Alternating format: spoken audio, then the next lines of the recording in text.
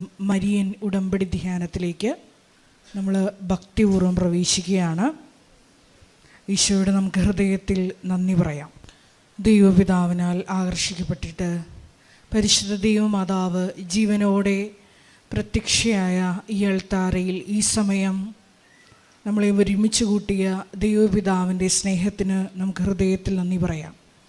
2004 December 7 ഉച്ചകഴിഞ്ഞ് 2:30 ഇതുപോലൊരു ആരാധന മധ്യേയാണ് ദൈവമാതാവ് സമയഘടികാരം നെഞ്ചിൽ ചാർത്തി ഈ അൾത്താരയിൽ പ്രത്യക്ഷയായിക്കൊണ്ട് ദുരന്തം ഉണ്ടാകുവാൻ പോകുന്നു, പ്രാർത്ഥിക്കണമെന്ന വലിയ ദൈവിക സന്ദേശം കൈമാറിയത്.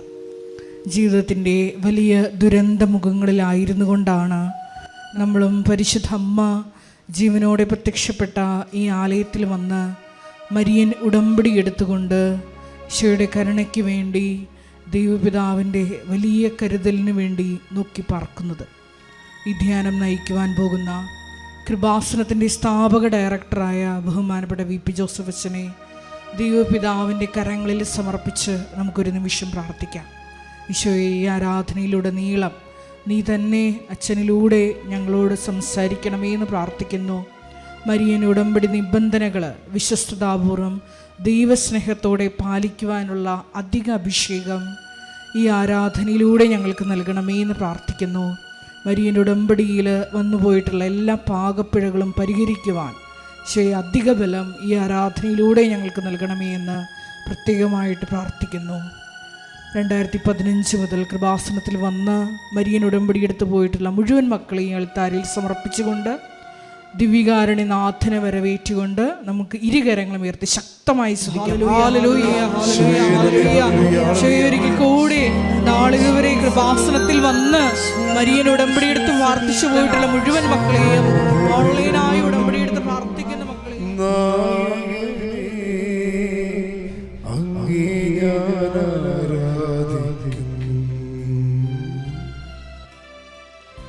അഭിഷേകത്തെ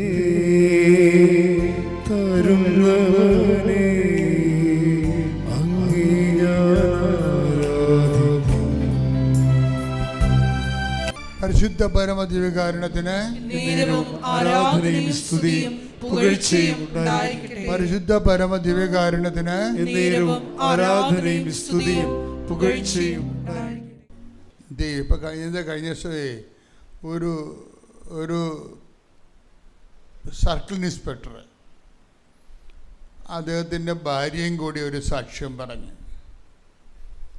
അപ്പോൾ ഞാൻ ഇല്ലായിരുന്നു ആൾക്കാരെ. പിന്നെ അവർ 3 ദിവസം കഴിഞ്ഞ് പിന്നെ വന്നു. അപ്പോൾ എന്നോട് അവർ പറഞ്ഞ് ഞങ്ങൾ സാക്ഷ്യം പറഞ്ഞാന്ന് പറഞ്ഞു. ചില സർക്കിൾ ഇൻസ്പെക്ടർമാരും ഗവൺമെൻറ് ഓഫീസർമാരും ഒക്കെ സാക്ഷ്യം പറയത്തില്ല. എന്താണ് അവരുടെ പ്രൊഫഷനിൽ ചെല്ലുമ്പോൾ അവർ മറ്റ് മറ്റുള്ളവർ ഓഫീസർമാർ ചോദിക്കും, നീ പള്ളികളിൽ നിരങ്ങാൻ തുടങ്ങിയല്ലേ എന്ന് ചോദിക്കും.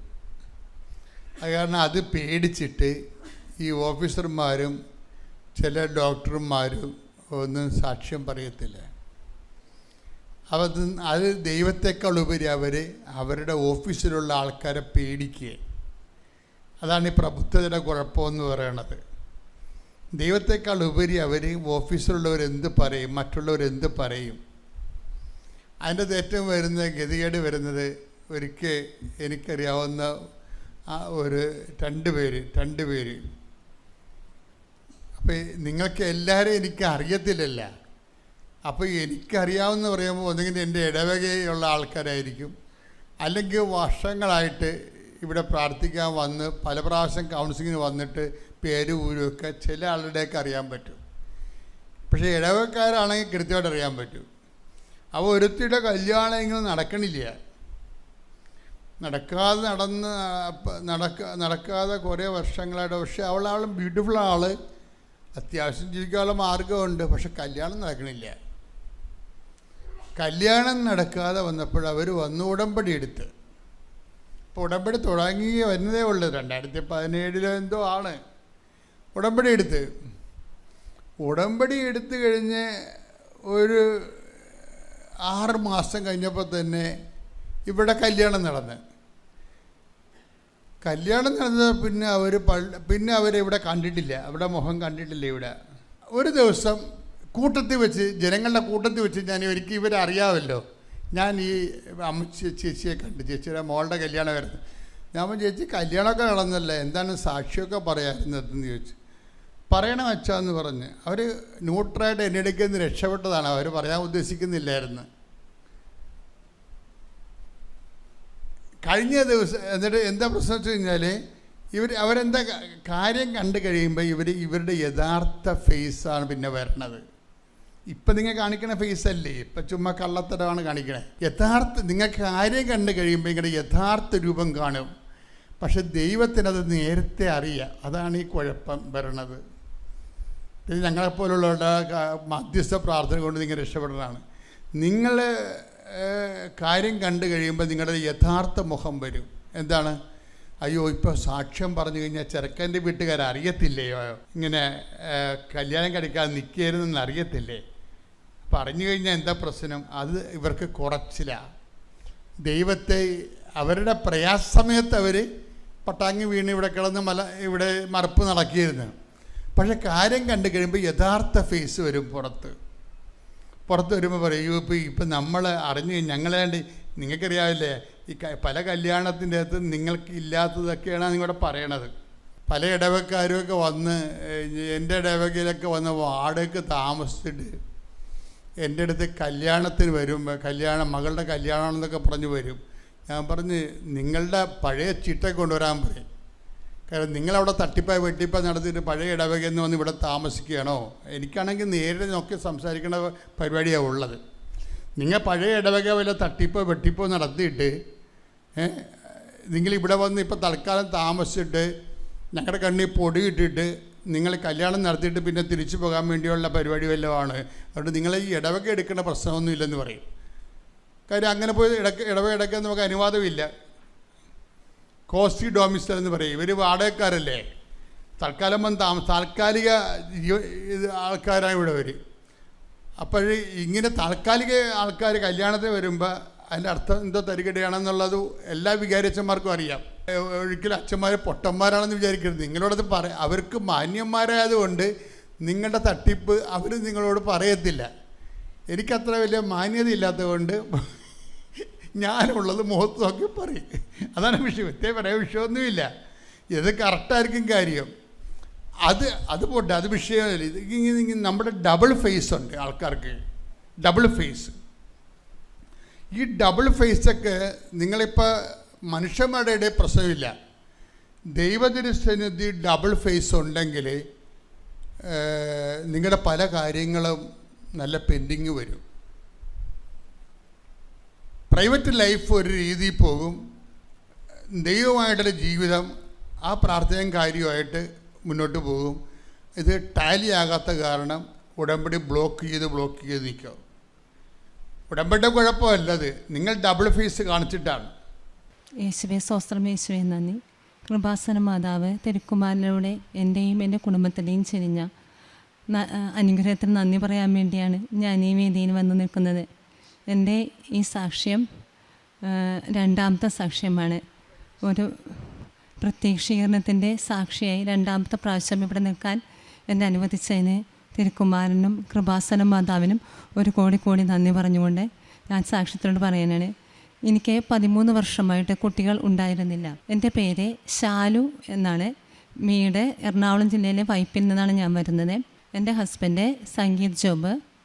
കുഞ്ഞിൻ്റെ വാവയുടെ പേര് മിഖേല മരിയ. ഇതാണ് ഞങ്ങളുടെ കുടുംബം എന്ന് പറയുന്നത്. എനിക്ക് 13 വർഷമായിട്ട് കുട്ടികളുണ്ടായിരുന്നില്ല. ഞാൻ ആദ്യത്തെ സാക്ഷ്യത്തിൽ പറഞ്ഞായിരുന്നു എനിക്കൊരു അസുഖം ഉണ്ടായിരുന്നു, ക്യാൻസർ. 4ാമത്തെ സ്റ്റേജിൽ നിന്ന് മാതാവ് എന്നെ രക്ഷിച്ചു കൊണ്ടുവന്നതാണ്.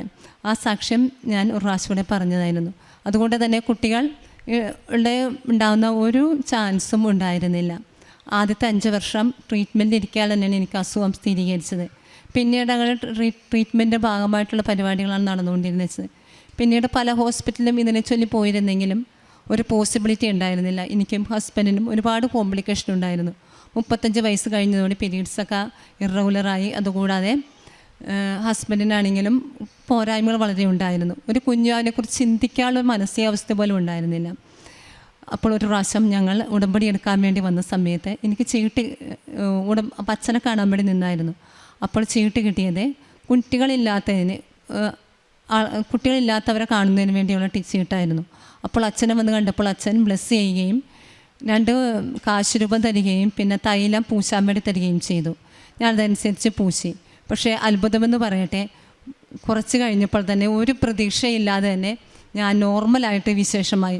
അത് 3 മാസം വരെ ഞാൻ അറിഞ്ഞില്ല. എൻ്റെ പീരീഡ്സ് ഇറഗുലർ ആയതുകൊണ്ട് തന്നെ പീരീഡ്സ് താളം തെറ്റി നിൽക്കണതുകൊണ്ട് എനിക്കൊന്നും അറിയാൻ പറ്റുന്നുണ്ടായിരുന്നില്ല. 3 മാസം കഴിഞ്ഞ് വേറൊരു കാര്യത്തിന് ഹോസ്പിറ്റലിൽ ചെന്നപ്പോഴാണ് ഞാൻ അറിയുന്നത് എനിക്ക് വിശേഷം ഇവിടെ 3.5 മാസം പിന്നിട്ട് കഴിഞ്ഞിരിക്കുന്നു എന്ന്.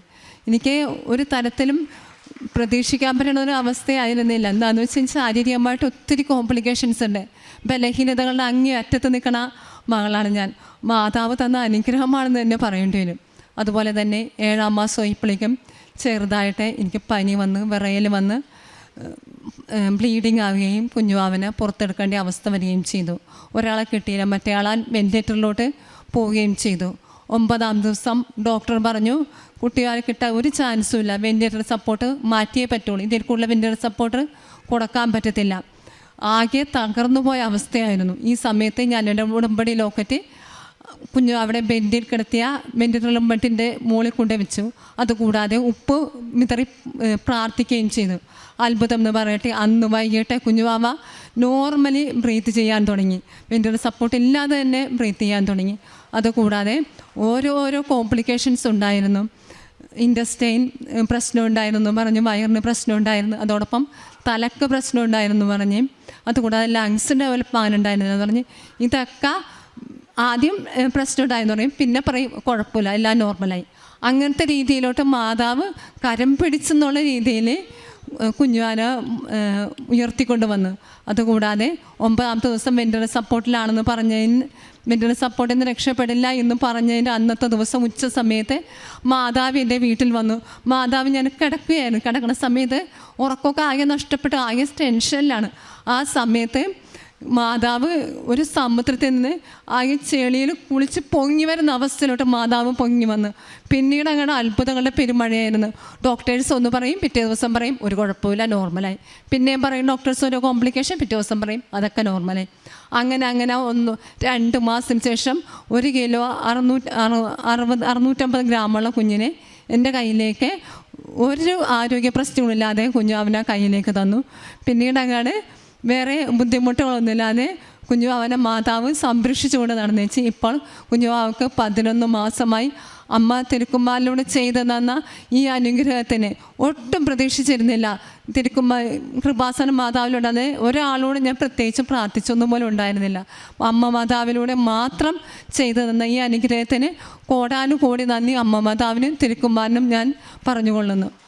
അതുകൂടാതെ കഴിഞ്ഞ പ്രാവശ്യം എൻ്റെ ഹസ്ബൻഡ് പോലീസിലായിരുന്നു. ഞാൻ ഉടമ്പടി പുതുക്കാൻ വേണ്ടി വന്നപ്പോൾ ഒരു നിയോഗം എഴുതിയിട്ടുണ്ടായിരുന്നു.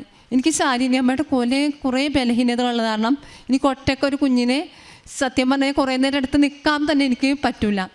ആ ഒരു അവസ്ഥയിൽ ഞാൻ പറഞ്ഞായിരുന്നു ഹസ്ബൻഡിന്, ഇപ്പോൾ വീടിൻ്റെ അടുത്താണ് നിൽക്കുന്നത്, ഒരു ട്രാൻസ്ഫർ ദൂരത്തേക്ക് പോയി കഴിഞ്ഞാൽ ഭയങ്കര ബുദ്ധിമുട്ടാണ്. പോലീസിലാണ് ഇലക്ഷൻ ട്രാൻസ്ഫർ വരുന്നത്. ഞാൻ പ്രാർത്ഥിച്ചു, മാതാവ് ഹൈക്കോടതിയിലേക്ക് ട്രാൻസ്ഫർ കിട്ടണം. മാതാവ് അത് എന്നെ അനുഗ്രഹിച്ചു. ഇപ്പോൾ കഴിഞ്ഞൊരു 30 ആഴ്ച ഇതുപോലെ തന്നെ ഓർഡർ വന്ന് ഹൈക്കോടതി ലൈസൺ ഓഫീസറായിട്ട് ഹസ്ബൻഡിനെ പോസ്റ്റ് ചെയ്തതായിട്ട് അറിയിച്ചു. അമ്മ മാതാവിന് ഒരു കോടി നന്ദി. അമ്മ മാതാവിലൂടെ എൻ്റെ കുടുംബത്തിന് ചെയ്തുകൊണ്ടിരിക്കുന്ന ഓരോ അനുഗ്രഹങ്ങൾക്കും ഒരു കോടി നന്ദി പറയുന്നു. ഇതുവഴി ഈ കൃപാസനത്തിൽ വന്ന് പ്രാർത്ഥിച്ചതിന് വഴിയായിട്ട് എനിക്കിപ്പോൾ എന്ത് പ്രശ്നം വന്നു കഴിഞ്ഞാലും മാതാവ് എൻ്റെ കൂടെയുണ്ട്. എൻ്റെ പിറകിൽ ദൈവത്തിൻ്റെ വൻ കരുത്തുണ്ട്. അങ്ങനത്തെ ഒരു വിശ്വാസത്തിലൂടെ കയറി വരാനായിട്ട് മാതാവിലൂടെ എനിക്ക് സാധിച്ചു. പിന്നെ എനിക്ക് ചെയ്ത പ്രേക്ഷിത പ്രവർത്തനങ്ങളെന്ന് പറയുന്നത് എന്നാൽ കഴിയുന്ന രീതിയിലുള്ള പ്രവർത്തനങ്ങൾ. എനിക്ക് RCC പോണ സമയത്ത്, ചെക്കപ്പിന് പോണ സമയത്ത് അവിടെ കൊണ്ടുപോയി കൃപാസന പത്രം വാങ്ങിച്ചു കൊടുക്കും. അല്ലെന്നുണ്ടെങ്കിൽ ജനറൽ ഹോസ്പിറ്റലിൽ, അല്ലെന്നുണ്ടെങ്കിൽ വീടുകളിലാണെങ്കിൽ എനിക്ക് പറ്റുന്ന രീതിയിൽ ആ മാസം എവിടെയാണ് കൊണ്ടുപോയി കൊടുക്കാൻ പറ്റിയെന്ന് വെച്ചാൽ അവിടെയാണ് ഞാൻ ഉടമ്പടി പത്രം കൊണ്ടുപോയി. പിന്നെ അലക്ഷ്യമായിട്ട് ഉടമ്പടി പത്രം വലിച്ചെറിഞ്ഞിട്ടുണ്ടെങ്കിൽ അത് ഞാൻ കൊണ്ടുവന്ന് സൂക്ഷിച്ച് വെച്ചിട്ട് അത് ആവശ്യമുള്ളവർക്ക് കൊണ്ടേ കൊടുക്കാറുണ്ട്. അങ്ങനെയൊക്കെയാണ് ഞാൻ ഉടമ്പടി പ്രേക്ഷിത പ്രവർത്തനം ചെയ്തുകൊണ്ടിരിക്കുന്നത്. പിന്നെ ഈ സമയത്ത് കുഞ്ഞുവാവൻ ജനിക്കുന്ന സമയമാകുമ്പോൾ ഞാൻ എല്ലാ ദിവസവും പള്ളിയിൽ പോകുമായിരുന്നു.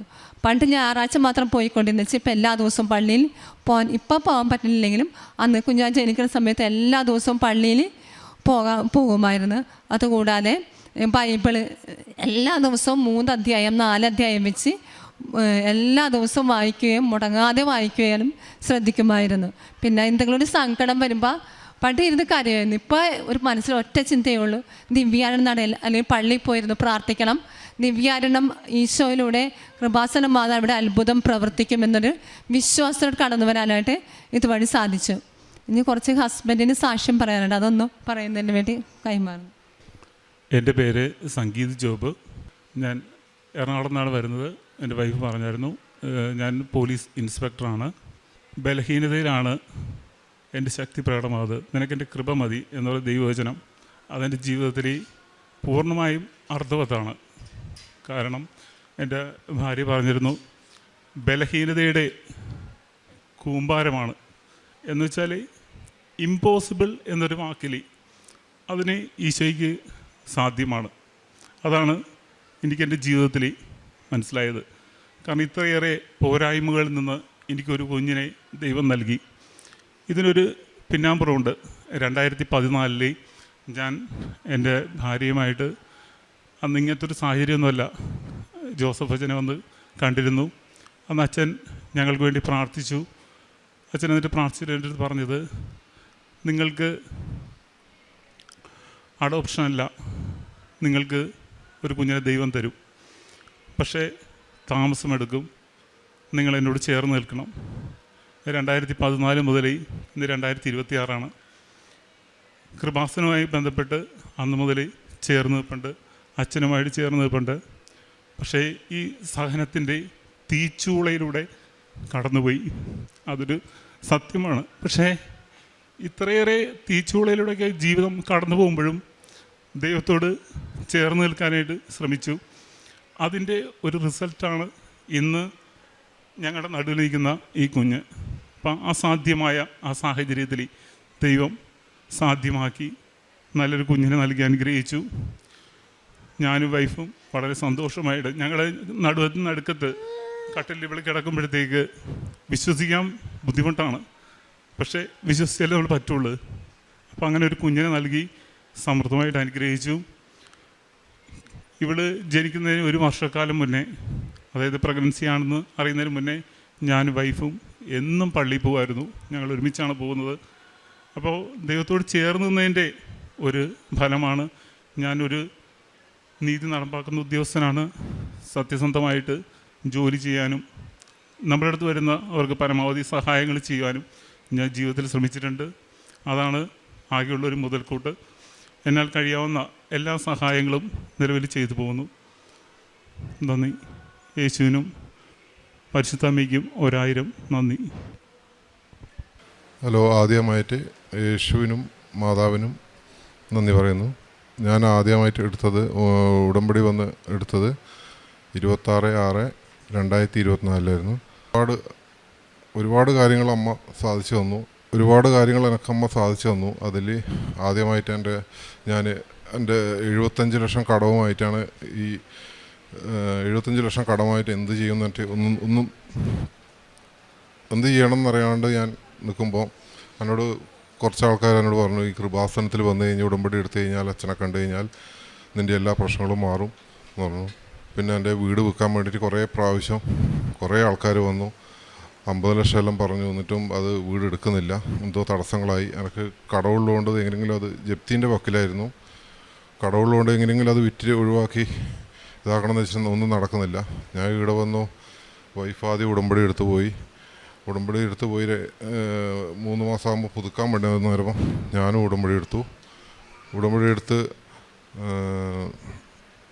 ഞാനും ഇവിടുന്ന് എനക്കും ഉടമ്പടി എടുക്കണം തോന്നി.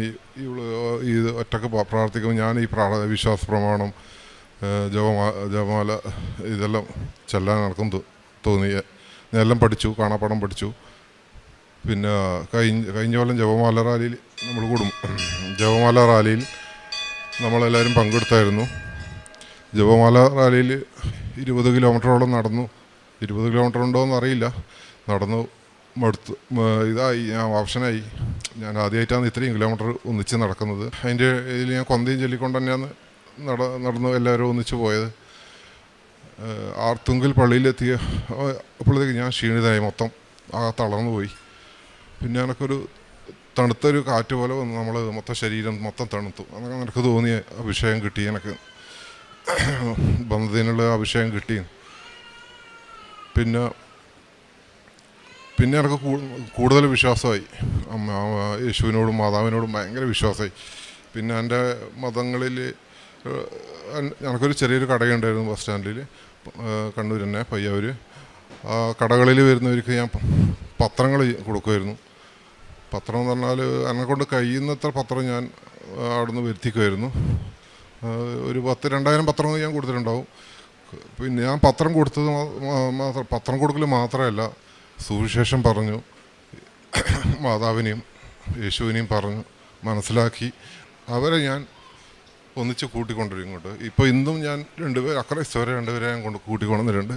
എനിക്ക് ഇത് ഭയങ്കര സങ്കടം വരുന്നതുകൊണ്ട് ഇങ്ങനെ പറയുന്നേ ഉള്ളൂ. എന്ത് പറയണമെന്ന് അറിയുന്നില്ല.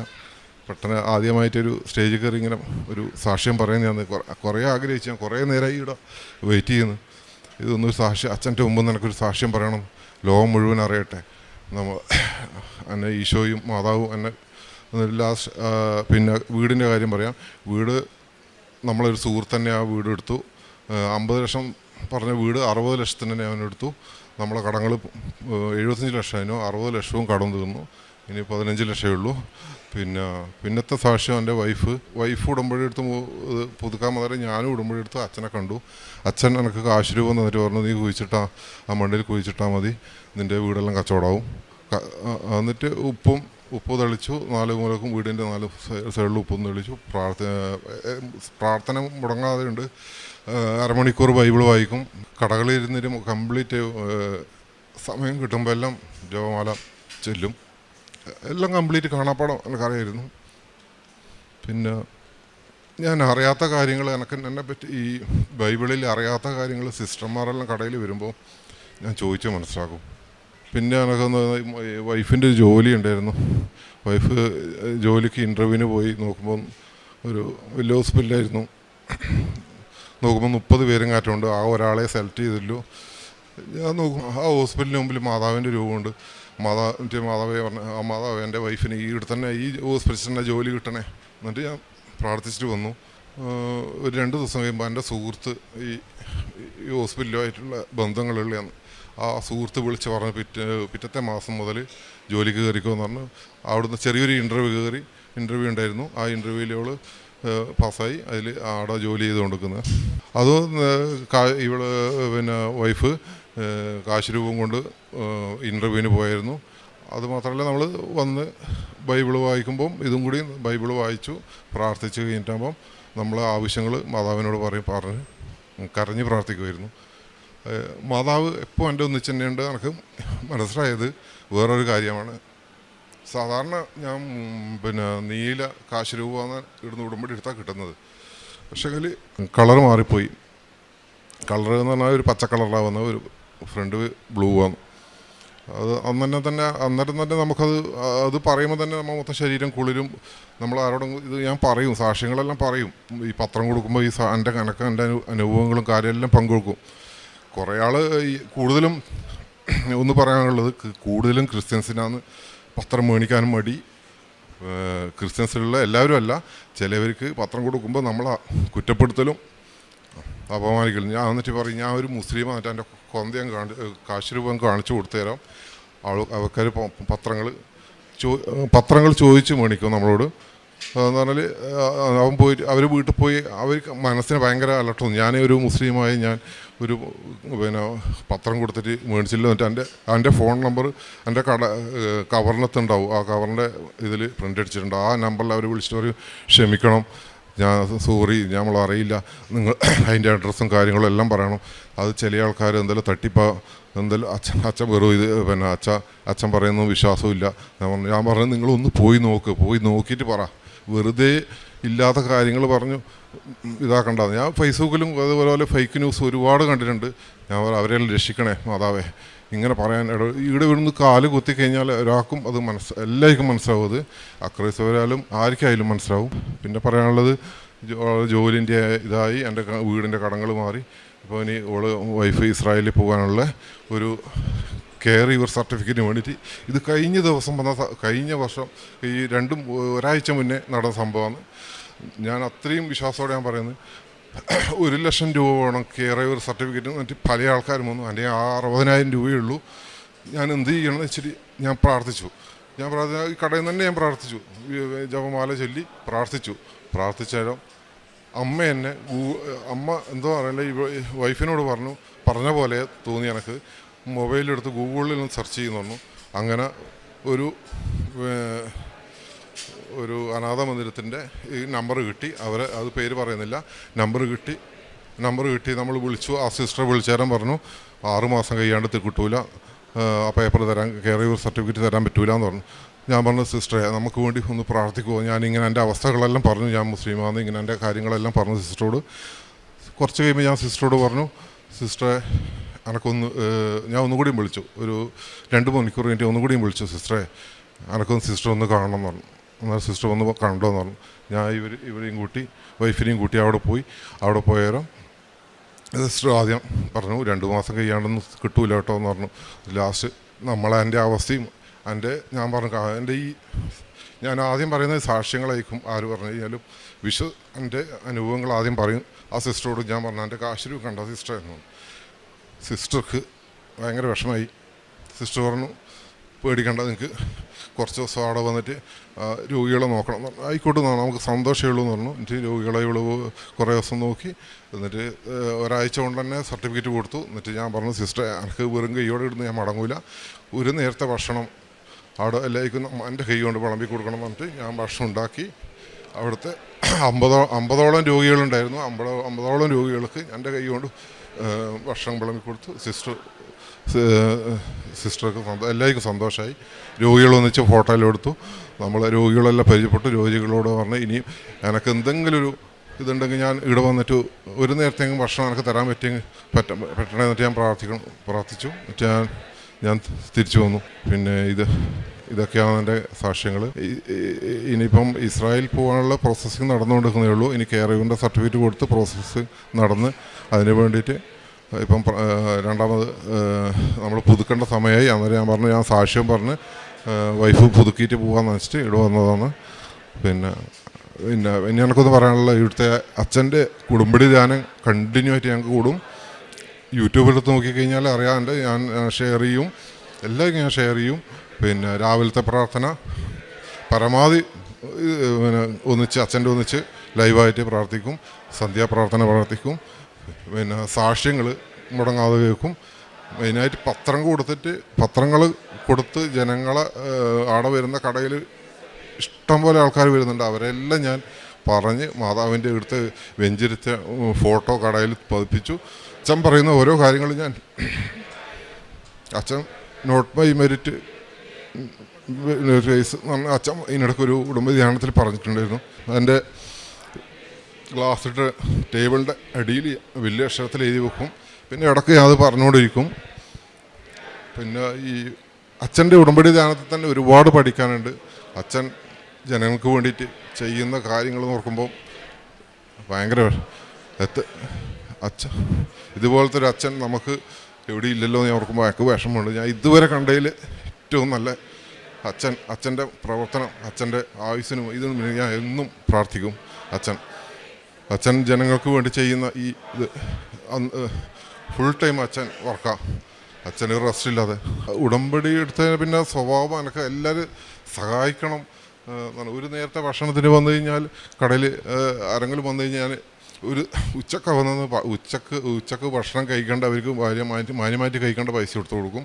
രാവിലെ വന്നാൽ ചായ ഒരു കടി. നമുക്ക് എൻ്റെ മേൽ ഒരുപാട് പൈസയൊന്നുമില്ല, മൊത്തം കടത്തിലാണ്. എന്നാലും ഞാൻ എന്നെക്കൊണ്ട് കഴിയുന്നതെല്ലാം സഹായിക്കലുണ്ട്. ഇതെല്ലാം ഉടമ്പടിയിലെല്ലാം എൻ്റെ കാര്യങ്ങൾ നടത്തുന്ന ഈശോയ്ക്കും മാതാവിനും കോടാനുകോടി നന്ദി.